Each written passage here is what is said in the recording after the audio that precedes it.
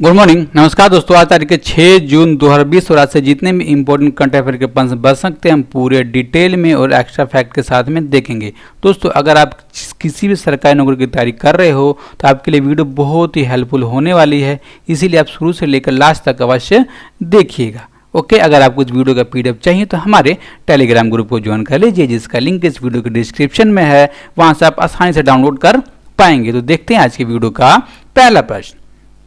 विश्व पर्यावरण दिवस 2020 की थीम निम्न में से क्या है? तो इसकी थीम है जैव विविधता, और इंग्लिश वालों के लिए बायोडाइवर्सिटी इसकी थीम रखी गई है। इसको कब मनाया जाता है? तो हर साल 5 जून को इसको मनाया जाता है। ठीक है, मनाने का उद्देश्य क्या है? तो उद्देश्य ये है दोस्तों कि पूरी दुनिया में लोगों को प्रकृति और प्राकृतिक संसाधनों को बचाने के लिए जागरूक करना इसका उद्देश्य है। ठीक है, जागरूक करने की आवश्यकता क्यों पड़ी? आवश्यकता इसलिए पड़ी दोस्तों कि हम देख रहे हैं कि विश्व में लगातार प्रदूषण बढ़ते जा रहा है, ग्लोबल वार्मिंग बढ़ते जा रहा है, तो इनको देखते हुए हमारी चिंताएं भी बढ़ते जा रही हैं। ठीक है, तो इसीलिए इसकी आवश्यकता पड़ी। तो इसको पहली बार कब मनाया गया था? तो इसको दोस्तों पहली बार मनाया गया था 5 जून 1974 को विश्व पर्यावरण दिवस के रूप में मनाया गया था। ओके, आप देखते हैं दोस्तों हम अगला प्रश्न। और उससे पहले जो भी दोस्तों इस चैनल पर नए हो, चैनल को अभी सब्सक्राइब कर लें, वीडियो को लाइक कर लें। ओके, विदेशी नागरिकों के कौशल मानचित्रण के लिए स्वैट्स योजना किन मंत्रालय की संयुक्त पहल है? तो पहले दोस्तों ऑप्शन नंबर डी, यानी कि कौशल विकास और उद्यमिता मंत्रालय, नागरिक उड्डयन मंत्रालय और विदेश मंत्रालय की संयुक्त पहल है स्वैट्स योजना। अब देखिए इसका फुल फॉर्म क्या है? तो इसका फुल फॉर्म है skilled workers arrival database for employment support, इसका फुल फॉर्म है। ठीक है, अब देखिए योजना दोस्तों, ये योजना क्या है और किसके लिए है? तो जो भी वंदे भारत मिशन के तहत विदेशों से भारतीय नागरिक लौट कर आ रहे हैं उनके लिए योजना है। ठीक है, अब इसमें क्या किया जाएगा? तो दोस्तों उनका स्किल्ड देखा जाएगा, वो कौन सा काम कर सकते हैं और कितना एक्सपीरियंस है उनको करने का दोस्तों, और उनके काम के अनुसार उनकी लिस्ट बनाई जाएगी और उनको नौकरी दिया जाएगा भारत में। ठीक है, ओके दोस्तों, अब हम जानेंगे जो कौशल विकास और उद्यमिता मंत्रालय के मंत्री कौन। तो इसके मंत्री हैं महेंद्र नाथ पांडे। ठीक है, नागरिक उड्डयन मंत्री कौन है? तो ये मंत्री हैं हरदीप सिंह पुरी। दोस्तों आप जानते होंगे और आपने नाम इनका सुना होगा। विदेश मंत्री कौन है? तो दोस्तों विदेश मंत्री हैं सुब्रमण्यम जयशंकर, विदेश मंत्री हैं भारत के प्रेजेंट टाइम पर। ओके, अगला प्रश्न। प्रधानमंत्री नरेंद्र मोदी के किस निजी सचिव को वार्षिक गठन में विश्व बैंक के कार्यकारी निदेशक का वरिष्ठ सलाहकार नियुक्त किया गया? दोस्तों नियुक्त किए गए कौन है? राजीव टोपनो को नियुक्त किया गया दोस्तों। ठीक है, अब ये कौन है? ये 1996 बैच के गुजरात कैडर के दोस्तों एक भारतीय प्रशासनिक सेवा यानी कि एक IAS अधिकारी। इनका कार्यकाल कितने सालों का? तो इनका कार्यकाल 3 वर्षों के लिए रखा गया। ठीक है, अब देखिए 2020 में इनकी नियुक्ति हुई है, तो कब तक रहेंगे? तो 2023 तक ये रहेंगे। ठीक है दोस्तों, अब देखिए ये इससे पहले कहां पर काम कर रहे थे? दोस्तों जैसे आपने देखा कि प्रधानमंत्री मोदी के निजी सचिव के रूप में काम कर रहे थे। ठीक है, प्रधानमंत्री कार्यालय में कब से थे? तो 2009 से प्रधानमंत्री कार्यालय में थे। ठीक है, तो उस समय भारत के तत्कालीन प्रधानमंत्री कौन थे? तो वो थे मनमोहन सिंह जी। ओके दोस्तों, हाल ही में बॉलीवुड के किस प्रसिद्ध निर्माता एवं निदेशक का 93 वर्ष की आयु में निधन हो गया? तो निधन हो गया, इनका नाम है बासु चटर्जी। इनका निधन हो गया 93 वर्ष की आयु में। ठीक है, इनका निधन कब हुआ दोस्तों? तो इनका निधन परसों यानी कि 4 जून को इनका निधन हो गया। ठीक है, अब इनका जन्म कब हुआ था? तो इनका जन्म हुआ था 10 जनवरी 1930 को इनका जन्म हुआ था अजमेर में। ठीक है, अब देखिए ये कौन है? तो ये जैसे आप देख रहे हैं कि निर्माता एवं निदेशक हैं, तो इन्होंने कौन कौन सी फिल्में बनाई हैं, कौन सी फिल्मों को निर्देशित किया है? तो चमेली की शादी, खट्टा मीठा, इसको तो आप देखा होगा दोस्तों, अब ये अक्षय कुमार की फिल्म है। ठीक है, रजनीगंधा और जादू बखेरा नाम की बहुत ही चर्चित फिल्मों का दोस्तों इन्होंने निर्देशन किया है। ठीक है, अब देखिए इनको अवार्ड भी दिया जा चुका है। कब? 2007 में। कौन सा अवार्ड? तो आईफा की तरफ से लाइफ टाइम अचीवमेंट अवार्ड से इनको नवाजा गया था 2007 में। ठीक है, और ये दोस्तों फिल्मी क्षेत्र में कब से कब तक इन्होंने काम किया? तो 1969 से लेकर के 2011 तक इन्होंने काम किया है। ठीक है, अब दोस्तों बॉलीवुड से बहुत अधिक पेपर में प्रश्न पूछे जाते हैं, इसलिए बहुत ही इंपॉर्टेंट ये हो जाते हैं। ओके, अगला प्रश्न। बाफ्ता के नए अध्यक्ष कौन बने? तो नए अध्यक्ष बने हैं कृष्णेंदु मजूमदार, बाफ्ता के नए अध्यक्ष बने हैं। ठीक है, अब देखिए ये कौन है? तो ये पुरस्कार विजेता टेलीविजन निर्माता है। ठीक है, अब देखिए जो बाफ्ता है इसका फुल फॉर्म क्या होता है?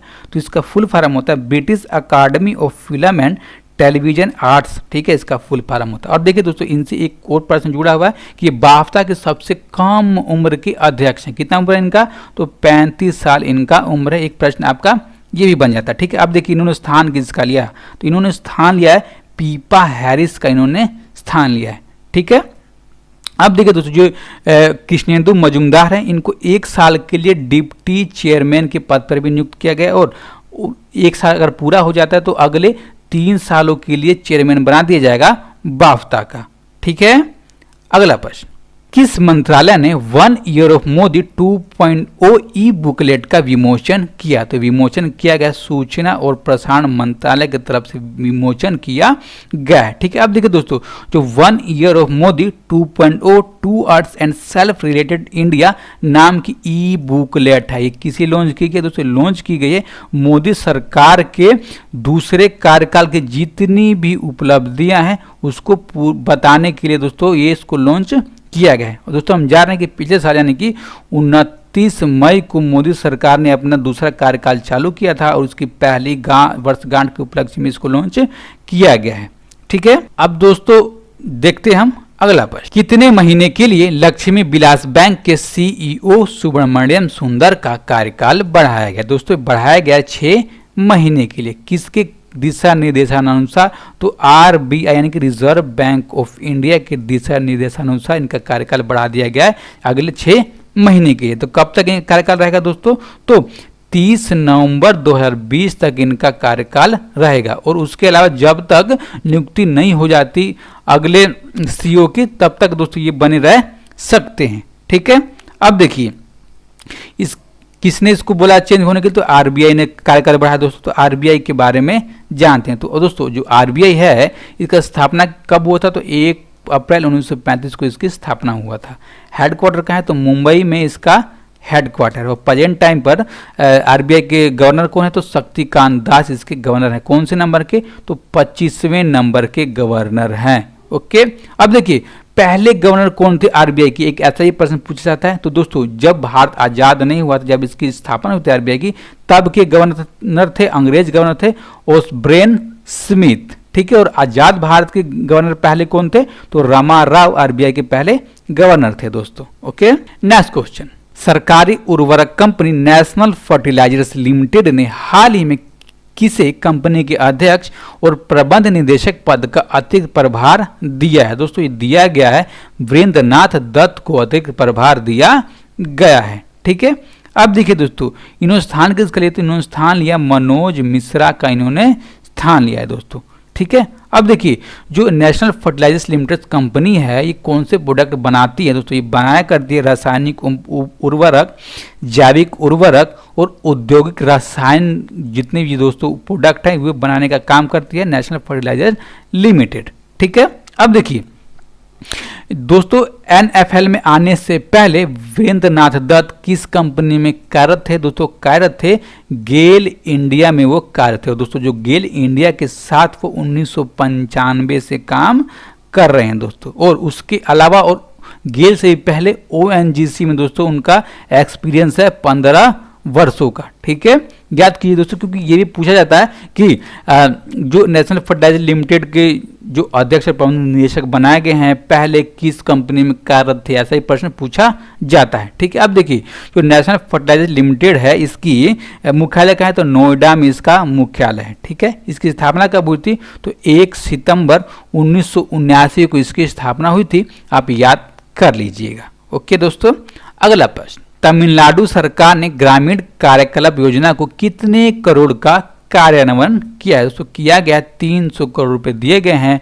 ग्रामीण कार्यकलाप योजना के तहत में। ठीक है, अब देखिए ये पैसे कितने देंगे? तो तमिलनाडु के प्रत्येक जिले को 10 करोड़ की राशि दी गई है। दोस्तों राशि देने की आवश्यकता क्यों पड़ी दोस्तों? आवश्यकता इसलिए पड़ी कि इस लॉकडाउन और कोरोना वायरस के महामारी के बीच में जो ग्रामीण अर्थव्यवस्था और देश की दोस्तों जो अर्थव्यवस्था है वो एकदम बंद हो गई है, चल नहीं रही दोस्तों। उसको फिर से बूस्ट करना है, उसे रुकी हुई अर्थव्यवस्था को चलाना है, उसके लिए इस रुपये को चालू किया गया। इसके तहत में जो भी ग्रामीण का कार्यकलाप करना हो ग्रामीण इलाकों का वो किया जाएगा दोस्तों। और ये योजना कुछ इसके अंदर में चालू भी हो गई है, कावेरी डेल्टा क्षेत्र में काफ़ी योजना को चालू कर दिया गया है। ठीक है दोस्तों, अब हम जानेंगे तमिलनाडु के बारे में। जो तमिलनाडु है इसकी राजधानी कहाँ है? तो चेन्नई इसकी राजधानी है। गवर्नर कौन दोस्तों? गवर्नर है बनवारी लाल पुरोहित और चीफ मिनिस्टर हैं एडापादी के पल्लास्वामी। तथा पार्लियामेंट में सीटें हैं राज्यसभा की 18 और लोकसभा की 39 सीटें। अब राज्य का गठन हुआ था 1 नवंबर 1956 को राज्य का